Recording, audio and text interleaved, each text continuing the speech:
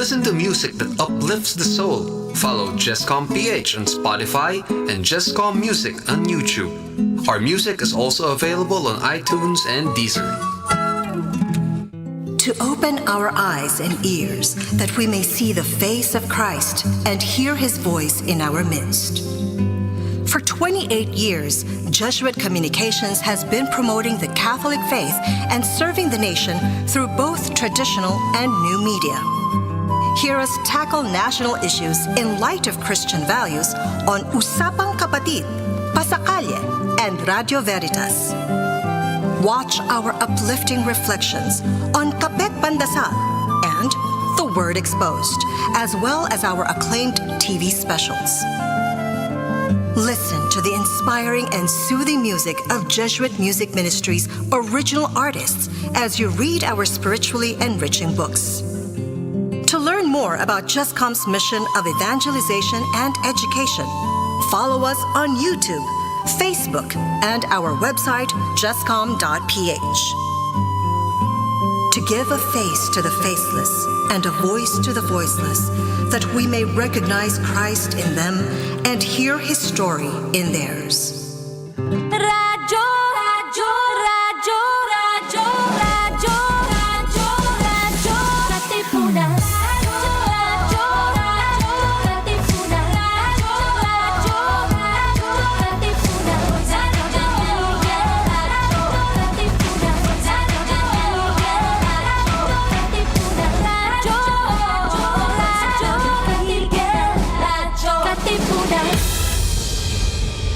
Coming up next, Wellness Wednesdays on Radyo Katipunan 87.9 FM. Radyo Katipunan. Radyo, radyo, radyo, radyo, radyo, radyo, radyo, Katipunan. Radyo Katipunan. Radyo Katipunan. Radyo, radyo, radyo, Katipunan. Radyo, radyo, radyo, Katipunan. Voice of the Blue Eagle, kami di mapipigil sa pagbabalitang tumpak at tama. Buhay at tenista, sa loob sa labas ng eskwela, ating ibibida lahat ng kwela. Radyo, radyo, radyo, Katipunan. Radyo, radyo, radyo, Katipunan. Radyo, Katipunan. Radyo, Katipunan. Kawal ni Ignacio, Katipunero sugod, todo sa kayon, tulong at tulong. Lipat na Blue Eagle, kaning giting nagigil. Blue and white, one big fight. Radyo, radyo, radyo, Katipunan. Radyo, radyo, radyo, Katipunan. Radyo, Katipunan. Radyo, Katipunan. Radyo, radyo, radyo, Katipunan. Radyo, Katipunan. We all want to live healthier in mind, body, and spirit. But where do we start? Sometimes all it takes is a good conversation. Tune in to Wellness Wednesdays on Radyo Katipunan 87.9 FM. Together with experts, inspiring guests, and real stories, we explore tips you can actually use. From managing stress, to eating better, to finding balance in a busy world. Because here, we believe wellness isn't just about living longer, it's about living better. So join us, and let's make every Wednesday a step toward your healthiest self. Wellness Wednesdays, wellness that speaks to you. From the body, mind, to mic. Every Wednesday on Radyo Katipunan 87.9 FM.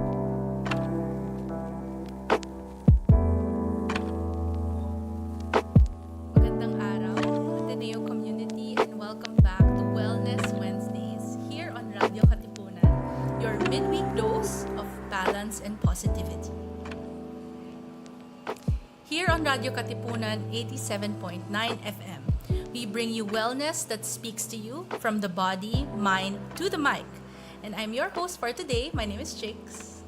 And my name is Gina, Hechanova-Alampay. And today, we're talking about something we take for granted. We always say, happy holidays. But we know, for some people, the holidays aren't quite happy.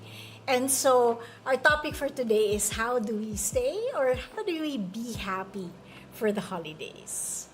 Yes, ma'am. Alam natin na the holidays are joyful for most of us, but may kasamang pagod yan. Kasi amidst True. the festivities, ang daming parties, ang daming dinners, Daming stress. reunions, no?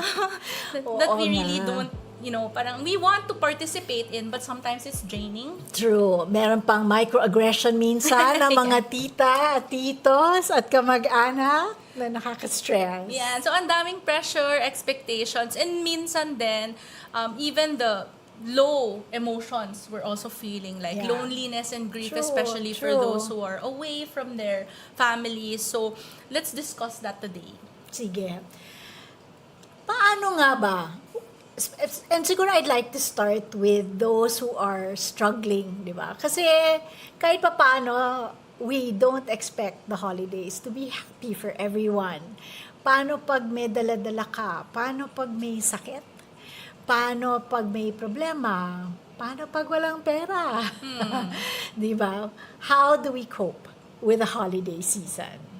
So, it's very important to take this time to sit back, breathe, and allow for this next hour to be your space for reflection and reset.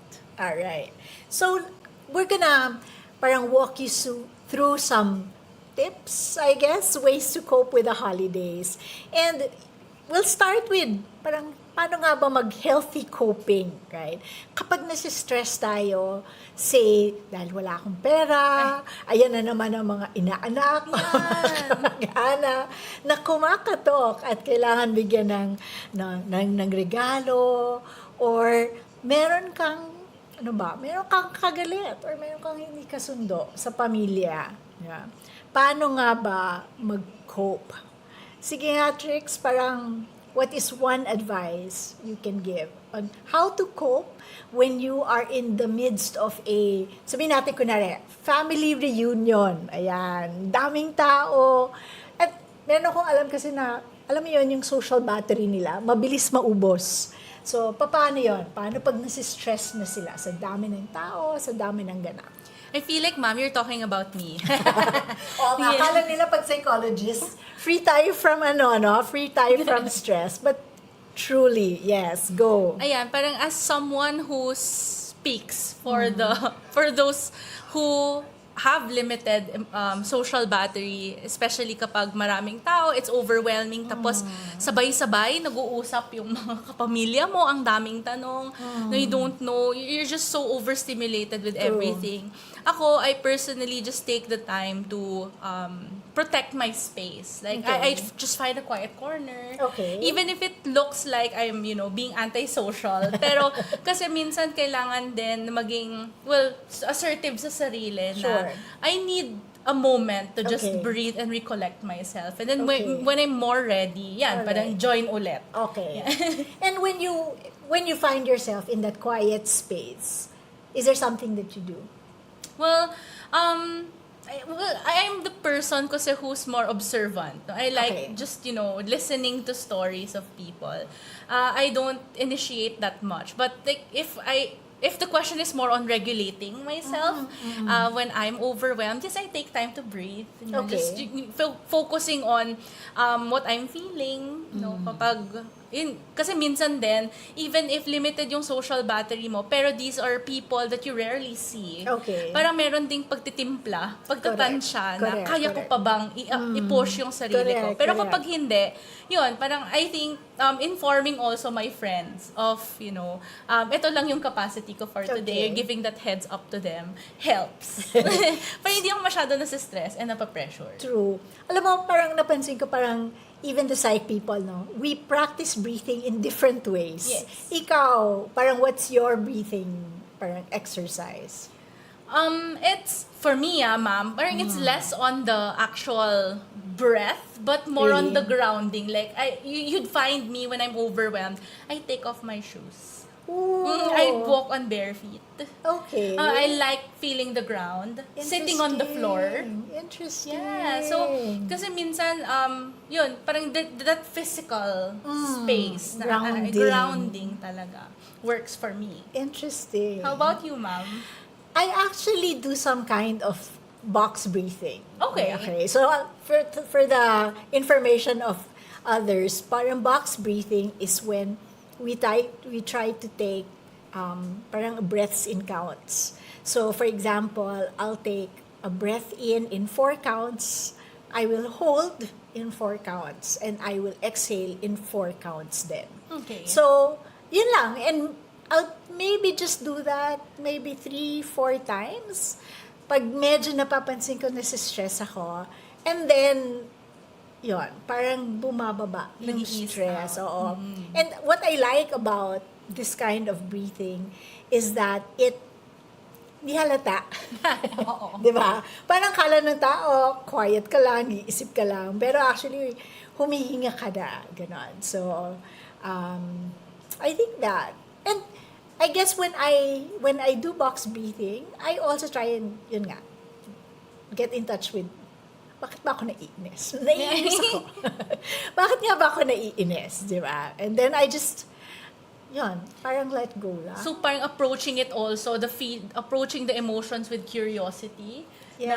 Na, what's causing me to feel this way? Yeah. Yeah. And sometimes, kasi di ba, parang minsan, people will say things na you find offensive, but actually they're not trying to offend you. Right. But ikaw medyo nati-trigger ka, di ba? So sometimes parang I just try and think na okay, it's not malicious. They're not trying to, they're not trying to really put you down. It's just, it's them. Parang ganon. And just you let go lang. Yeah. Yeah. Parang so the reframing also helps na Yes. it's not meant to be a personal attack on us. Yes. Maybe it's just our interpretation of what they're trying to say, or maybe they're just trying to make small talk but really don't know how to properly carry it through. So, yan, ang dami talagang triggers, but I like how you mentioned, ma'am, na merong mga moments that you can still choose to regulate. You can help yourself in regulating your emotions. And yun, yung breathing, as simple as it is, can help. Even like a long exhale, just to help you ease that feeling, to make you feel safe again. That's you can true. slow down. Kasi ang dami nga namang nangyayari po kapag Correct. holidays. Correct. But I also like parang what you said kanina about boundaries. Diba? So, tanong ko lang, how do you set boundaries but not come across as suplada, arrogante, di ba? Parang like ikaw, pag feeling mo, hindi ko na kaya, ayoko na makapag-usap, parang how do you say that? You don't feel that, you're not offending anyone. Okay. So, as an anxious person, ma'am, personally, I tell my friends, the mental preparation that it takes for me before joining a dinner, Okay. talagang I tell them na, I just have like 2 hours or 3 hours to spend, and then after that, I'll probably go. Okay, And I can't okay. take long because I get exhausted very easily. And then, I try to make sure that I come to dinner earlier. Why? Oh. Kasi I choose the seats. I try to pick the seat sa Hindi. pinakadulo. Akala ko para pipili mo kung sino katabi mo. And, yun din, ma'am. Pero, Oo. yun, I try to seat myself furthest away, or parang yun, in a space where I feel like, hindi ako, yung nasa gitna ng Pwede table. kang tumakas, ganon. Hindi naman sa pagtakas po, pero like, kasi di ba, when you're seated in the middle of a table, kumbaga the exchanges around you are Okay, more okay. overwhelming as compared to when you're seated on the side. Very true to introverted nature. Hindi ko na So you mapansin sit yun, on the ha? side. Papansin ko nga minsan yun. Yan. Oh, interesting. Ako naman, what do I do? Yeah, ma'am, how do you? Parang papaalam lang. Ganyan. Pareho kasi may na husband ko na introvert eh. Okay. Although ako, parang less, siya nga mas super, So parang magtitingin na lang kami na, Na parang, parang ubus na ang social batteries natin. Ganyan. So parang you just try to, French leave, make an excuse or to go. Pero I think parang that's okay. Parang kami ang message namin sa inyo lahat. It's okay. It's okay that in the midst of the hustle and bustle of the holiday season, it's okay to care for yourself and it's okay to sometimes put boundaries, no? Hindi naman lahat kailangan pagbigyan, hindi naman lahat ng lahat ng okasyon kailangan puntahan paminsan kung talagang you don't feel okay. Pwede naman yun. If they're your friends, if they're your families, they should understand, di ba? Yeah, and yun din, yung the way that you take a parang quick self-check in the middle of it all. Malalaman mo naman hindi din, kasi usually, ma'am, ang naiisip ko po tuwing holidays, reunions, is dito na naglalabasan ng mga accomplishments yung mga tao, yung mga iyayabang nila sa family members or sa friends nila on what they've accomplished for the year. And sometimes people feel a little pressured not, having those baon stories with them. So, siguro that acknowledgement that you don't have to compete either. You don't have to feel pressured to always, makipagsabayan sa ganong klase ng exchanges with people. No? Nabanggit mo na parang you get anxiety, you get anxious. No? Parang in times na, and do you guys know na anxiety is the most common mental health problem in the Philippines? Ayan. So tamang-tama. Any advice for those who get anxious nga? Parang how do you sort of ground yourself? Sabi mo kanina, you take off your shoes. Yes. Paano pag party, hindi ka pwedeng magpaa? Alright, Paano? Parang, sige, go. Yes, ma'am. So, I like how you mentioned that na yung pagtanggal kasi ng sapatos, may binabagayang konteksto. Siyempre, iniisip ko kanina, pag sa bahay ng kaibigan or bahay ng family member. Pero pag nasa restaurant nga naman, anong gawin mo kapag overwhelmed ka? Correct. So, I like how you already mentioned a while ago, box breathing. But another exercise that I personally do is I ground my senses. Grounding pa din, pero more on my senses, on what is tangible in front of me. So, there is a technique that we call 5, 4, 3, 2, 1. No, it's a grounding exercise. 5, 4, 3, 2, 1. Go. Yeah, to guide us, no, na first we start with 5 things that we can see around us. So, kunwari, you're in the dinner table, you see cutlery, you see the plates, no, you see things around you. So, you want to label 5 things that you see. No, and take your time in labeling those. So, kunwari, here, right now, if I'm feeling overwhelmed, I can see a laptop. But maybe I can describe the laptop a little bit more. To take more time to ground my sense of sight. So, the laptop is silver, no, it looks shiny, ganyan. So, 5 things, and just enumerating them one by one, taking your time, and then you move on. After 5 things that you can see, you can move on to 5 things that you can touch. So, like, yun, over dinner, I can imagine the texture of the table or the placemat. No? Or probably the table napkins. Yan. Pero if talagang wala kang matouch in front of you, it could be the clothes that you're wearing or your hair, and how that feels like.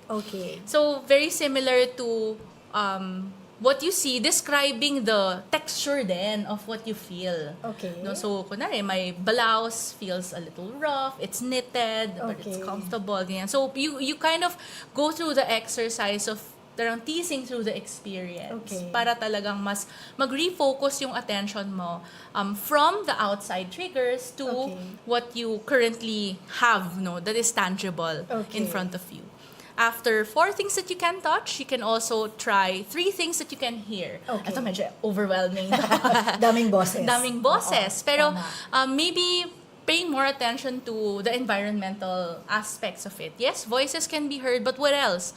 Could be the cutlery, no, yung sounds of your utensils, or could be the sound of the air conditioning system na minsan you don't pay much attention to kasi nga parang not direct. No, these are not direct sounds that you hear. But since we're doing grounding, parang you want to pay more attention to those para, again, and also describing the sounds that you hear. So we touched on sight, we touched on what we can touch, and then what you Hear. can hear. Next is two things that you can smell. Smell. Okay. So sa restaurant, parang halo-halo Madami din po yun. ito. Oo. Halo-halo din to. So, what is also within your reach, no? Again, parang since it's sensory grounding, you also want to tap into things that are closer to you, like how your clothes smell or how your hair smells like, the perfume that you're wearing. Alright. And then describe also to yourself Okay. that smell. And then lastly, supposedly is one thing that you can taste. Taste. No, so easy in a restaurant if you can smell the salpicao or the gambas that you just ate. Sure. But again, parang going back to what is tangible to you, which is your sense of taste. Okay. So 5 things you can see, 4 things you can touch, 3 things you can hear, 2 things you can smell, and 1 thing you can taste. 5, 4, 3, 2, 1. Anong, curious lang ako, parang saan ba nanggaling to and why? Why does this kind of grounding help somebody who's anxious? I feel like kasi 'di ba when we are anxious, there are so many things that are stimulating us from the environment. Okay. There are a lot of triggers that's causing us to feel like we're out of control. And so when we do grounding, there's that sense of going back to oneself. Again, parang yun po, no, going back to what is tangible to you, what is within your control, and what exactly that is your body, no? Parang what is within your immediate experience na you can refocus your attention to. Interesting. As an anxious person, I really do this a lot. It really helps. Interesting. So, other than sort of grounding us, parang when we're anxious, let's also talk about, for some kasi parang the holidays, it's partly, yay, bakasyon, but there's also that impending New Year. Right. Why? Bakit kaya for some nakaka-anxious yung New Year? For some, yay, New Year. Pero for some, New Year's can cause some anxiety. Why do you think why do you think so?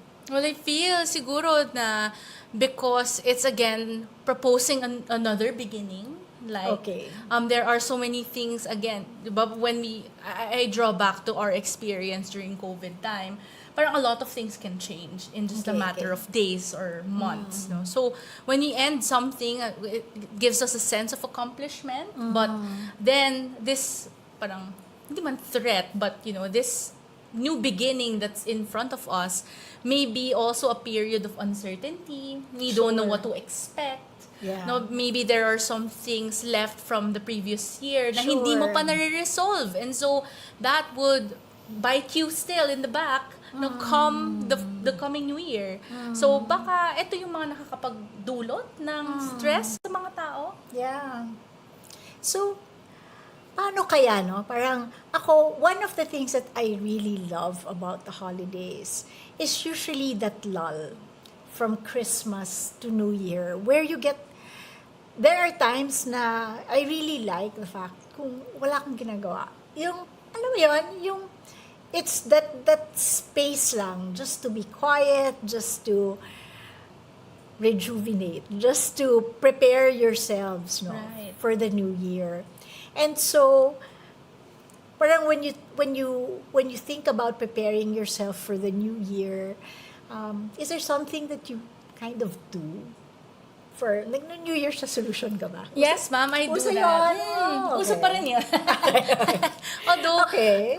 I usually parang towards the latter part of the year, this is when siguro my friends take notice of this. I send really long messages of gratitude to people whom that's I've encountered for the year. Parang just acknowledging and looking back on ano yung mga napagsamahan, ano yung mga napagdaanan together, all the experience. It makes me feel, I'm teary-eyed just talking about it. Kasi parang year ends are really a reflection point for me on how I could pivot myself to the coming year to come. So, I guess I really take the time, kaya nililive ko yun, ma'am. Kaya parati ako Yes. naka-leave ng year-end. Kasi Correct, feeling ko correct, kailangan ko siya. Correct. Para makapag-reset din ako. Hindi naman kasi pwede na dire-diretso lang tayo. Itong patapos na taon, accomplishment na yun na you were able to survive it. And what better way to celebrate those wins, of surviving that previous year than with gratitude? For me. How It's about you, nice. ma'am? Ako din, parang for me, Christmas is always giving thanks for the year. And then parang, I don't always parang have a New Year's resolution. But sometimes, I think about what do I want? So parang, di ba, minsan kasi ang New Year's resolution, parang hindi na ako magso-soft drinks or something like that, right? Parang, I don't always do that. But I think about, parang, ano ba yung gusto ko? Ano ba yung parang, what do I want for the new year? And sometimes, it's for myself. Sometimes, it's for other people. And sometimes, minsan, it's for the whole world. Di ba? Parang Miss Universe. So, parang today, we'd like to share 3 things, the 3 C's of goal setting for the coming year. And the first thing is to clarify. Yan. So what does that mean? Like, when we want to clarify, ma'am, ano po yun? Yung parang, ano ba yung gusto kong mangyari sa akin? Yeah. So, kung sa akin parang maganda nga yan, parang with your practice of gratitude, di ba? Parang as you are grateful for what happened to the year, you can ask yourself, so ano pa yung gusto kong mangyari for the coming year? It can be personal, it can be professional, it can be, relational. Sana magkabati na kami ng ganito, ni ganito, or sana mas magkasundo kami, or sana mas maging close kami. Yeah. I like how you mentioned that, ma'am, kasi when we clarify our goals for the next year, it's not like, we're just coming up with a list. Kasi minsan, di ba, pag nag-New Year's resolutions tayo, parang listahan lang siya, tapos after 2 linggo, kunwari, sabihin ko, fitness year ko na to, ganyan. Tapos first 2 weeks lang sa UP Oval, ganyan. Tapos after nun, hindi ko na magawa siya. So, hindi na siya sustainable. True. So, I think itong pag-clarify ng intention mo, ano talaga yung gusto mong ma-achieve, no? And how do you work your way towards that is very important. Correct. But I think, which brings us to the next C, di ba? So, if the first C is clarified, the next C is chunk. And what we mean by chunk here is, kung kunyari meron kayong goal, you can break it down into smaller steps. So, for example, yan, yung ginamit mong example I want to be healthier, di ba? So, ano bang ibig sabihin ng healthier? It can be, and you can break it down. Is it your sleep? Di ba? Parang, are you getting to bed on time? Or do you want to try and sleep a little bit earlier? Kahit na instead of 6 hours sleep, 7 hours sleep man lang, di ba? I like how you mentioned, ma'am, that it's specific yon. Yung, kumbaga, hindi lang siya, okay, I wanna be healthy, but it's so broad. It's so, yun nga, hindi siya attainable easily. So, what are your concrete steps to becoming more healthy? And yan, parang simple ways, no, just to add an hour long. So, kailangan, kumbaga, parang, niisip ko na, instead of yung reminder mo to go to bed, you set it earlier, and then you wake up a little later if you want to achieve longer hours of sleep. Or if you really want to parang watch the way that you eat, no, the diet that you take, and the food that you take, yun, parang would you be counting more of your calorie intake, stuff like that, number of hours you spend on exercise, para mas talagang sukat siya. Correct. Sometimes, speaking of eating, di ba holiday season? Forget the diet. Forget the, parang yung mga bawal. Kasi nga, parang puro kain. So, parang kahit pa paano, hindi natin maiwasan. We might gain weight, right? Yes. Over the holidays. And so, one of the most important advice that I was given, hindi ko na maalala how long parang this tenet has been in my mind. But somebody once told me, eat hanggang hindi ka gutom. Instead of eat hanggang busog ka. Oh. O, di ba? eat hanggang hindi ka gutom versus eat hanggang busog ka. Kasi daw, parang, I guess biologically, no? Pag kumakain tayo hanggang busog tayo, lumalaki din yung kaya yung tiyan natin. So, di ba, parang our capacity, our tolerance for eating grows and grows. But, if we eat until hindi tayo gutom, the tendency is, kahit marami tayong pinupuntahang parties, kahit marami tayong puro kain ng kain, di ba, parang meet up with friends parating over food. Yeah. So, if we use that kind of thinking na, okay, eat hanggang hindi ka nagutom, we might tend to eat a little bit less. Hindi mo sasagarin. Kasi nga, parang, you just wait until hindi ka nagutom. So, smaller. So, dahil alam naman natin holiday seasons at maraming kainan holiday season, smaller bites, smaller meals, smaller portions para hindi tayo bloated after the end of the season. That's so interesting, Ma'am Gina. Matry nga yan. Oo, try Kasi nyo, ako kumakain promise. ako hanggang sa mabusog ako eh. Try nyo, okay. Sige. So I think it's really these small efforts, no? True. It doesn't really, yun din eh, yung hirap kasi pag New Year, kailangan parang drastic lifestyle change. And when people think about resolutions, it's like, it's so difficult to do and follow through kasi nga, it's so different from what we're used to. And so, ito po what you said na, baka pwede lang small increment adjustments to Correct. how you improve your well-being, no? Correct. Your practices every day can help. Para hindi din siya too overwhelming for us na umpisa pa lang, 2 linggo pa lang, hindi mo na siya magawa. Correct. I know you run. You still run. A little bit. Not so much anymore. Pero yun, parang, what I learned from running is that it has to be really consistent. It's very difficult nga na biglang, tatakbo ka agad ng long distances. Correct, You have to correct. train yourself to get used to the shorter distances first before you run a marathon. And just to share, parang I want to take this bragging opportunity na just 1 year ago, I joined my first run. And parang itong year, I was able to run a half marathon. 21! 21. Oh my God! So, diba, parang that Amazing. small efforts that lead to that. Yeah. Kasi before, ma'am, I couldn't really imagine myself like running a 21K. Like expected time of finish yun is 4 hours. Pero Okay. like, imagine yourself running for 4 hours. It's like really Correct. unreal to me. So, nga. kung tatanungin mo ko last year kung gagawin ko yun, Hindi. hell no. Pero kung ngayon na mas nasasana yung katawan, no, parang mas nabibuild up mo yung milestones mo na mag-5 ka muna, mag-10 ka muna, hanggang sa umabot ka sa 21. Iba yung feeling. Tapos naiyak pa ako nun, ma'am. Oh, will you do it again? I think so. Really? But I need to get back to Okay. building myself up back again. Kasi when I finished the 21, medyo nag-stop ako. So kailangan ko ulitin yun. It's not like I can run it again.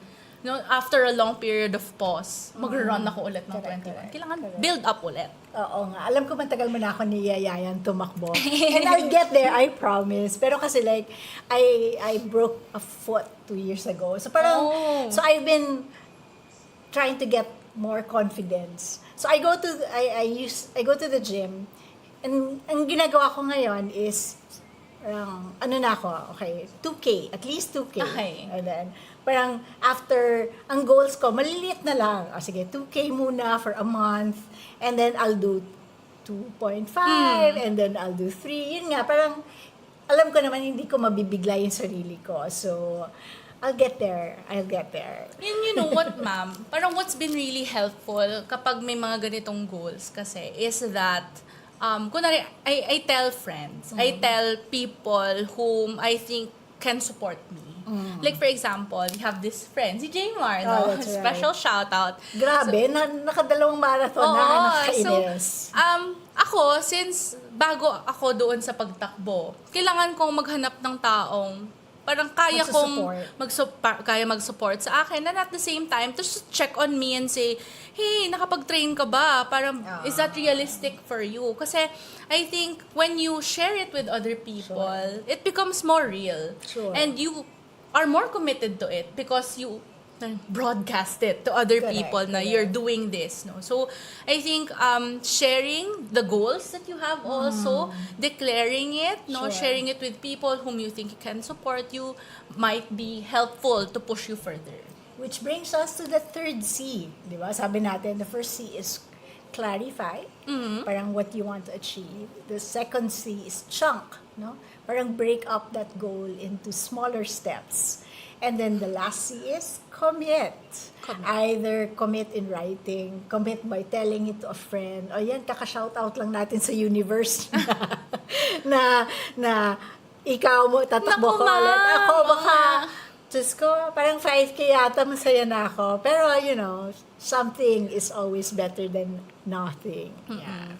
And when we commit to something, it's not just a matter of, yun nga, it's not just lip service, no, but we also want to make sure na we're setting ourselves to reach those milestones. Hindi kailangan, minsan din kasi po, it's too big a goal. Yeah. Na, next year, I'm gonna run a marathon. Oo. But like, you have to commit to the small steps leading to that. Yeah. Yeah. And part of it, I like parang what you said about you confiding in a friend or parang a support system. How important is that? In the running context, just to share with everyone out there, I run with my boyfriend. He helps me, no. Pag ako pa naman yung kapag meron ako nararamdaman na pain sa katawan ko, ay ka na ganyan, magko-complain ako. But running with someone, no, having someone with you through the journey also helps you, helps me. Kasi yun yung nagpo-push na, bumabagal ka yung time mo, yung goal mo sa sarili mo. You have to reach it, ganyan. Okay. Don't lose sight of your destination, your final goal. And it's not just in the context po of running, but Okay. I think in general, the way that we try to achieve our goals, na when people remind you of, yung support system mo na pag nire-remind ka na nasulat mo na ba yung paper mo sa mga nagsusulat ng dissertation dyan, galaw-galaw ng baso, napagalaw mo na ba? Or how are you in terms of, where you're at in your career? So having those people check in on you is so Okay. important. Pero, speaking of, can that backfire? Pwede bang nakukulitan sila or parang nakukulitan sila sa'yo pag tinatanong, kamusta na yung mo? Ganyan. Pwede ba yon? Possible. It could be So, a how source do you, of... parang how do you, like ako, siyempre nanay ako, di ba?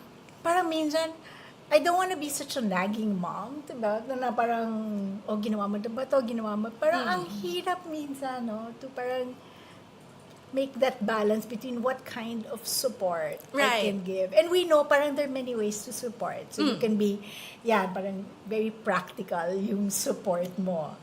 Right? Pwede din naman emotional yung support, diba? So, kamusta ka na? Is it going well? How are you doing? Pwede din parang mas accountability. Yun nga, nagawa mo na ba to? Ganyan. But when you siguro two ways, no?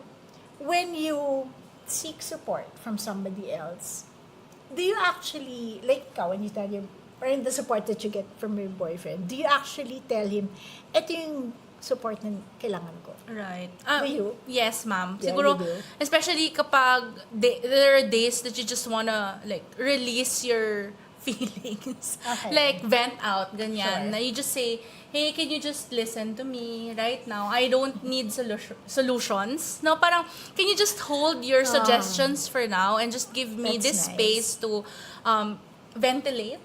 And then, siguro if meron kang suggestions, just keep it first. And then, when I'm ready to listen, sige, parang lay it out. Pero, True. I really agree with that, ma'am, on how we can, or people naman talaga possess the wisdom to know what kind of support they want to receive and what can help them.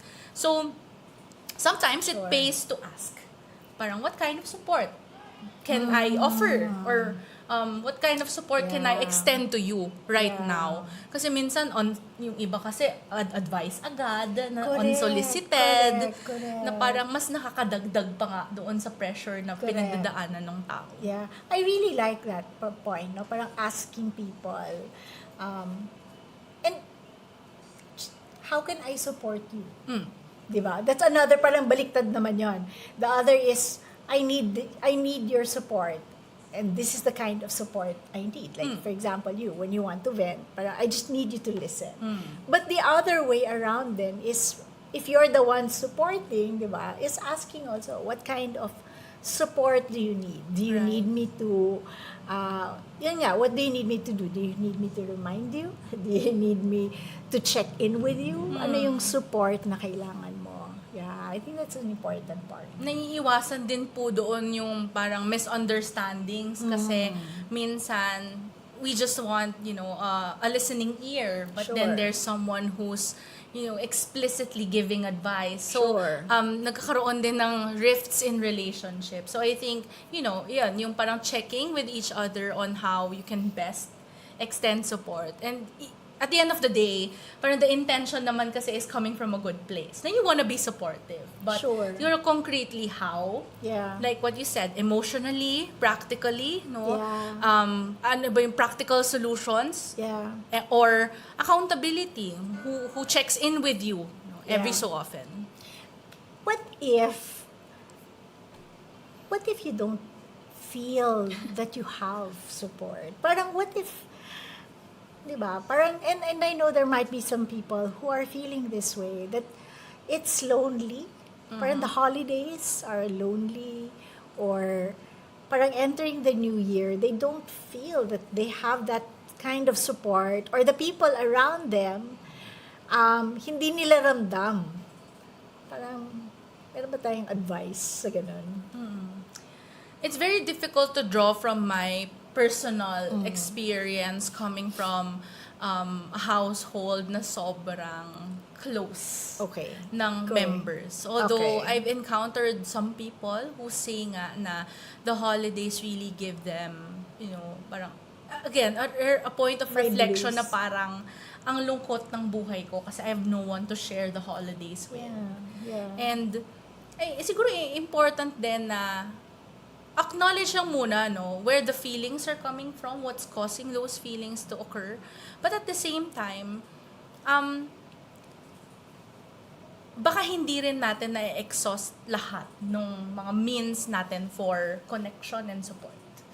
Maybe there are overlooked people who extend communities, spaces where you can access that Okay. kind of support.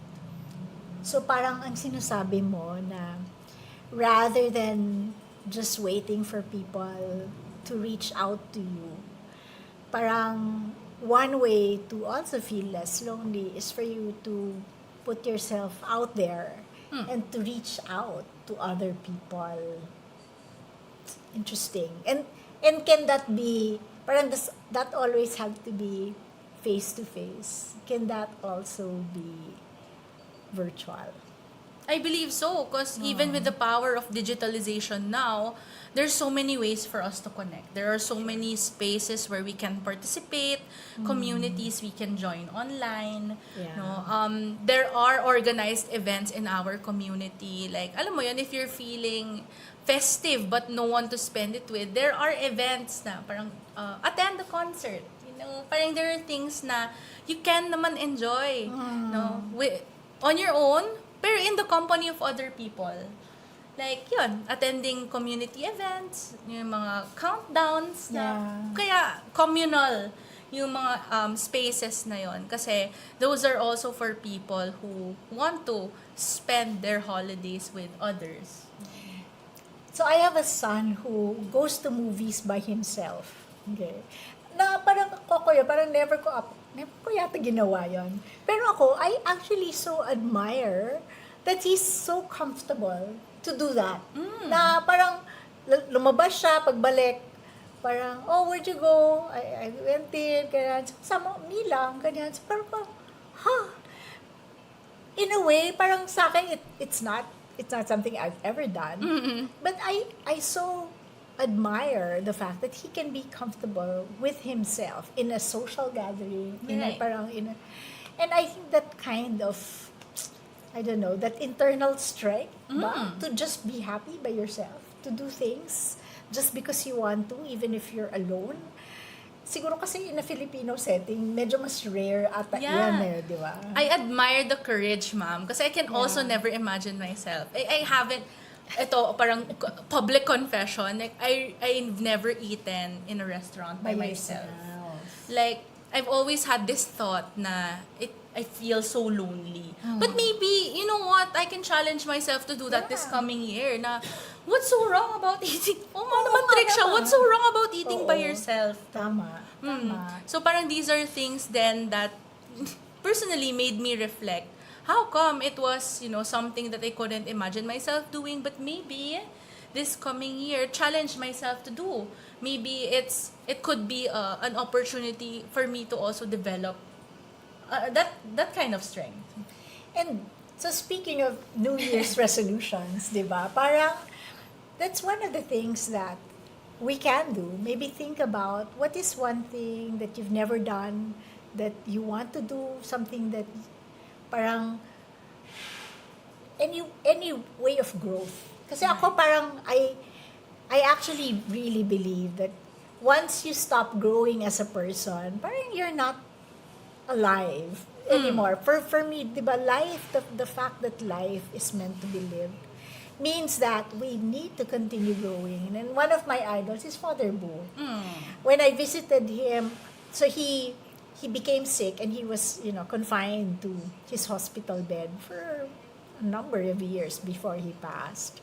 And in one of my visits to him, there were parang cardboard, parang with writing. And I was saying, what's that, Father?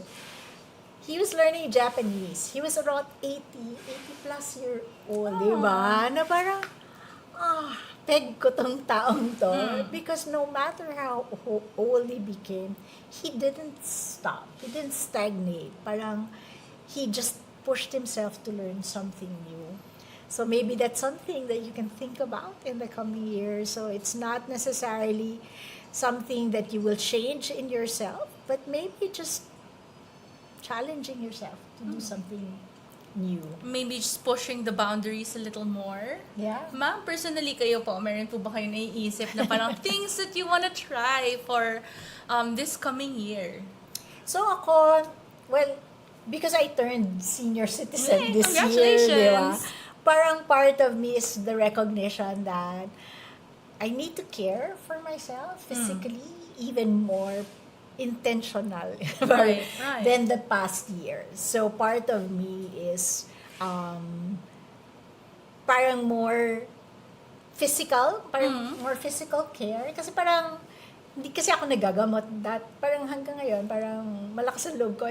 Wala naman akong sakit. But I know that that's not, parang mental health din niya, di ba? Parang you don't wait until you're sick to care for yourself. So I think both mentally and physically, I just need to be more intentional about self-care and prevention.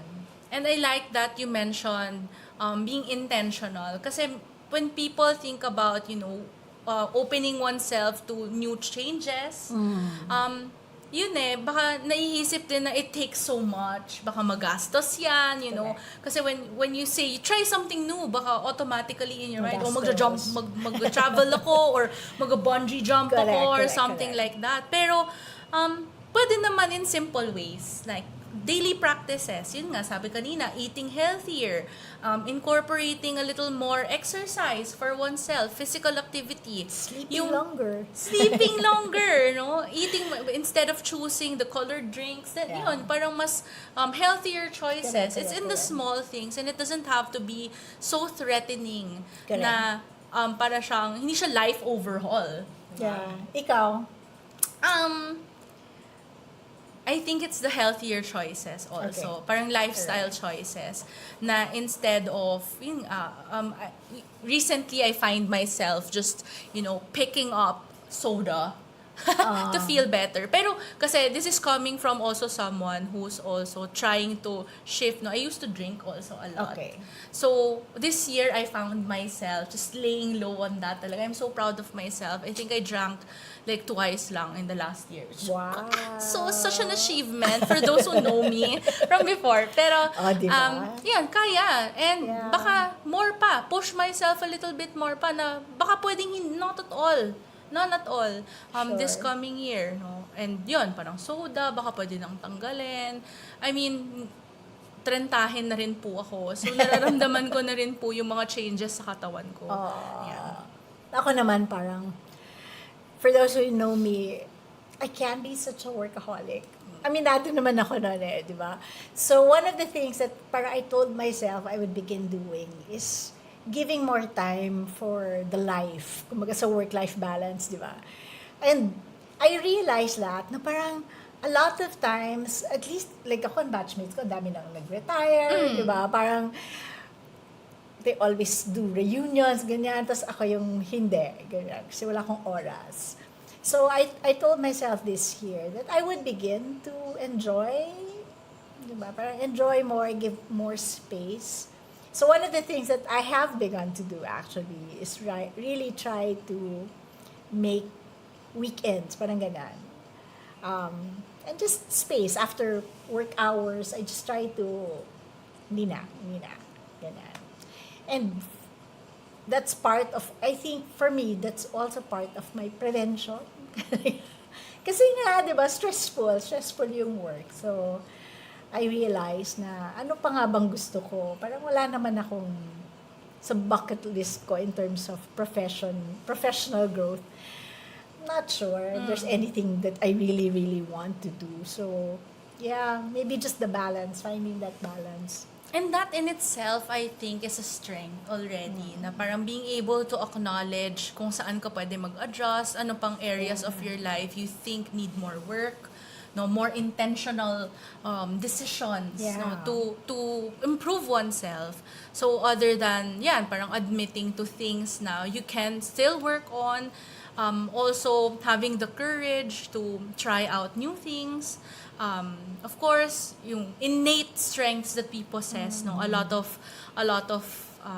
help, a lot of things that carried us through the year.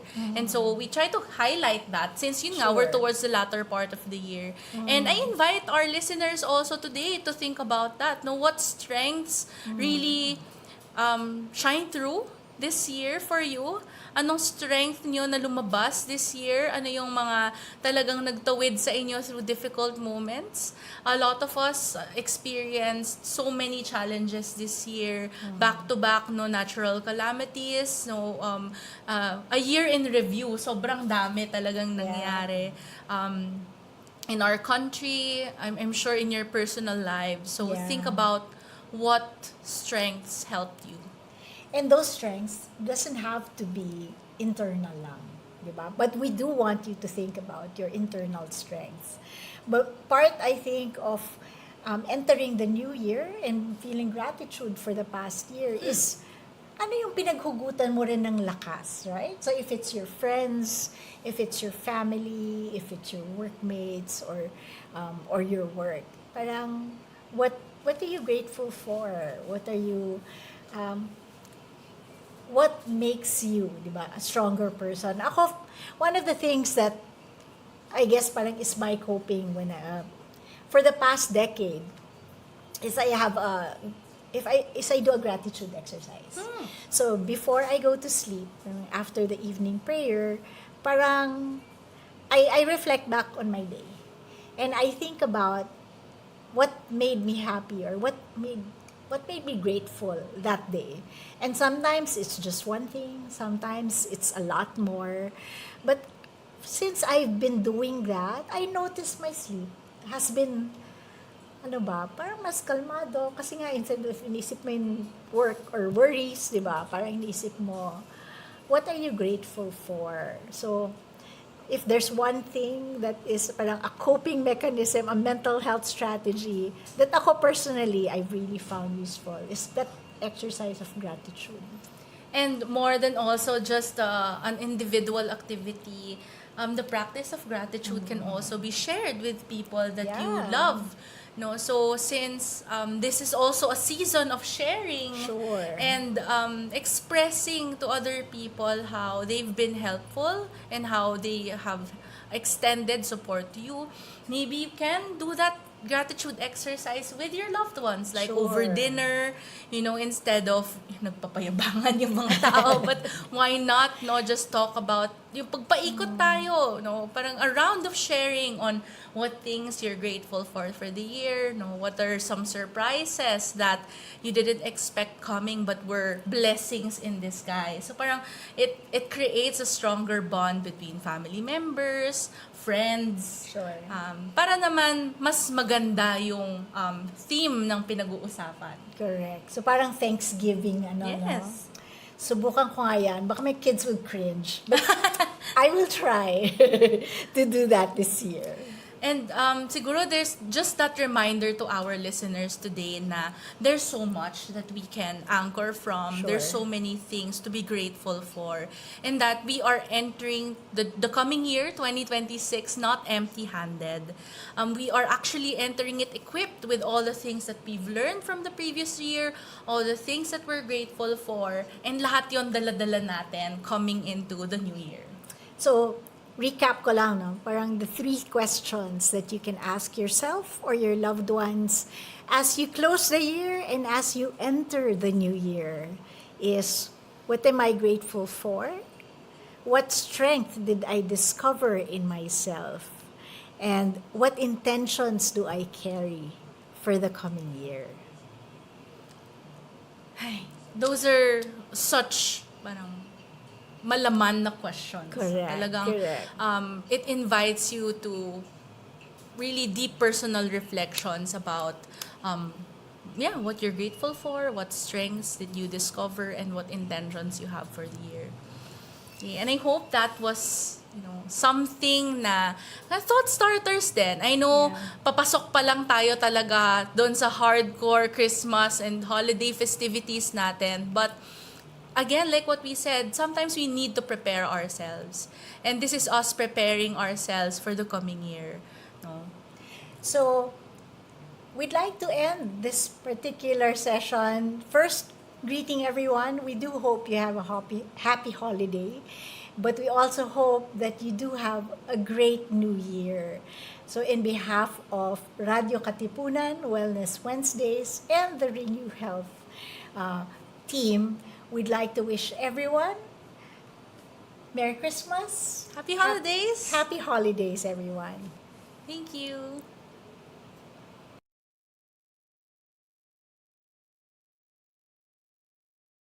Start. Sometimes all it takes is a good conversation. Tune in to Wellness Wednesdays on Radyo Katipunan 87.9 FM. Together with experts, inspiring guests, and real stories, we explore tips you can actually use. From managing stress, to eating better, to finding balance in a busy world. Because here, we believe wellness isn't just about living longer, it's about living better. So join us, and let's make every Wednesday a step toward your healthiest self. Wellness Wednesdays, wellness that speaks to you, from the body, mind to mic. Every Wednesday on Radyo Katipunan 87.9 FM.